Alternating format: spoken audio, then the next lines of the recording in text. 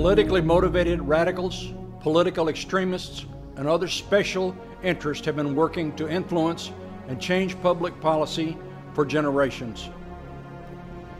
America's 28th president, Woodrow Wilson, a leader of the progressive movement, pushed progressive legislation through Congress with unprecedented vigor during his presidency.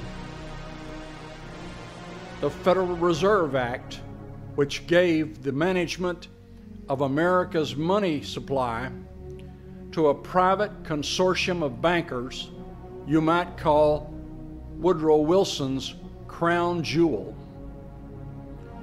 100 years later, and we still live with the results of his radical policies and legislation. The election of Obama has ushered into power a wave of radicalized thinkers, doers, and progressives. Now we have politically motivated radicals and progressives empowered from the White House.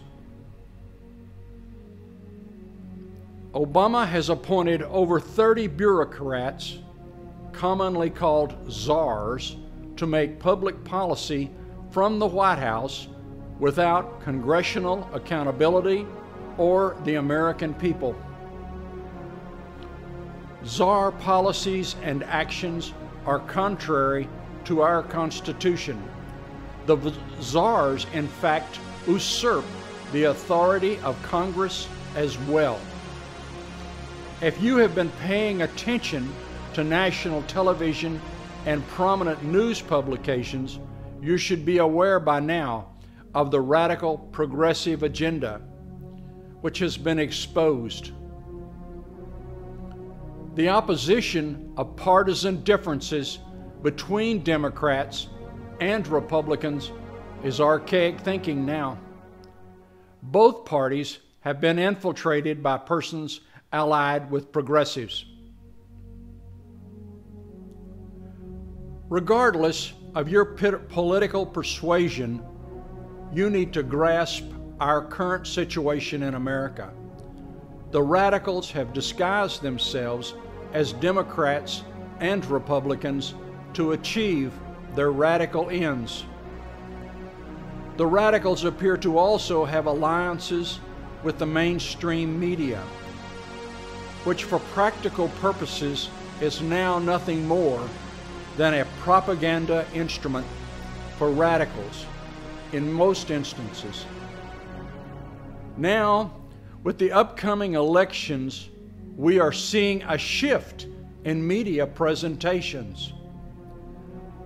Overall, it appears the media is pushing Romney as the Republican candidate. These news anchors and guest experts on their shows seem to be doing their best to influence the selection of the Republican candidate to face Obama in November. The commentators and guests are emphasizing Romney continuously and respectfully, yet they disguise their promotions propaganda as news reporting. This is very interesting to watch. It appears the mainstream media is promoting their pick of a Republican candidate to run against Obama. Naturally, Obama is their first choice for president, but they are hedging their bets in case Obama doesn't win. If Obama does not win, they anticipate they will have a better chance of meeting their ends with someone like Romney. Romney, as governor of Massachusetts, passed health care laws which are very similar to Obamacare. It appears to me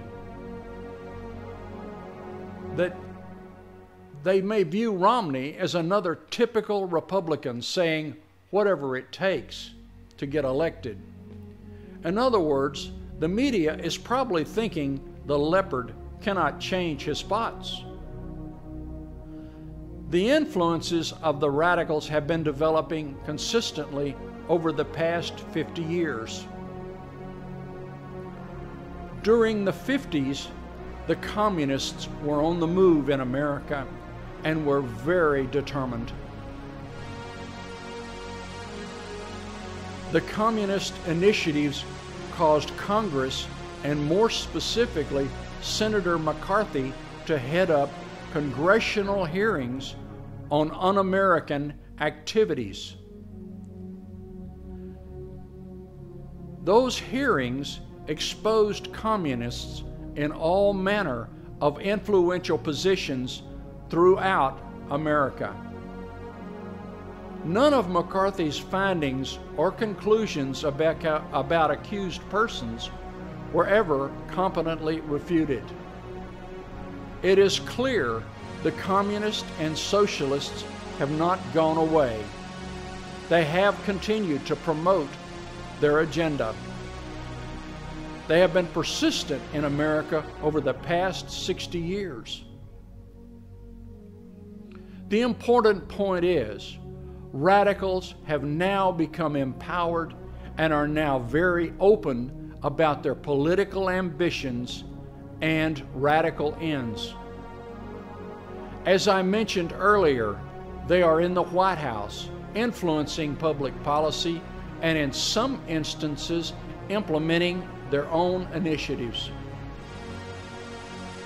Americans, you must be aware, there are people that hate our country, our Constitution, our individual freedom and liberty. Yes, and there are American citizens that hate our country as well. You may ask, why would an American citizen hate America? Happiness is a personal choice. It is not a right, nor is it acquired as a condition of living in America. If someone wants to be angry, disgruntled, hate America, burn the American flag, they can. All of these are examples of how much freedom we have.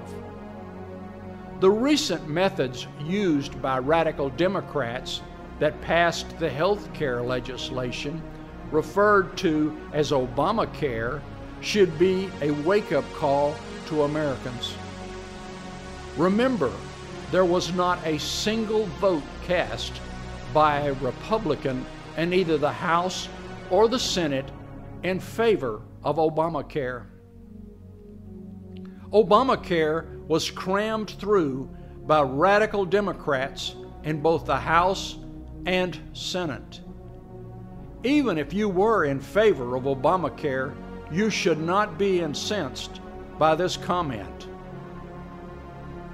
Support for all legislation by the American Congress should always have debate and negotiation from many viewpoints, especially when that legislation affects 300 million people.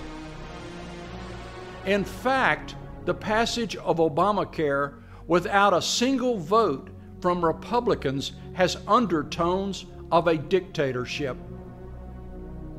The ends are the same.